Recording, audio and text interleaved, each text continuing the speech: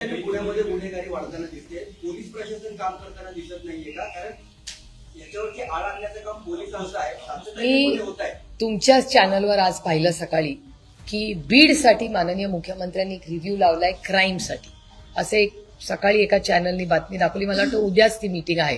त्याच्यामुळे बीडचा जर माननीय मुख्यमंत्री रिव्ह्यू घेणार असतील तर माझी विनंती राहील की माननीय मुख्यमंत्र्यांनी ही केस आणि पुण्याचाही बीड बरोबर क्राईम रेट आणि महाराष्ट्राचा एक आढावा घ्यावा. कारण का क्राईम वाढणं हे कुठल्याही राज्याच्या ईज ऑफ डुईंग बिझनेस, इन्व्हेस्टमेंट्स या सगळ्यासाठी हे चांगलं नाही वातावरण. आणि कुणीही जरी मी विरोधात असले तरी मी कधी म्हणणार नाही की माझ्या राज्यामध्ये क्राईम वाढावा, कधीच म्हणणार नाही. त्याच्यामुळे माझी विनम्र विनंती आहे महाराष्ट्राच्या माननीय मुख्यमंत्र्यांना की तुम्ही बीड जसं रिव्ह्यू करताय तसं पुण्याचाही रिव्ह्यू घ्या आणि ह्या महाराष्ट्राच्या लेकीला माननीय मुख्यमंत्र्यांनी न्याय द्यावा. एवढीच एक आई म्हणून, एक महिला म्हणून, एक लोकप्रतिनिधी म्हणून माझी हात जोडून माननीय मुख्यमंत्र्यांना विनंती.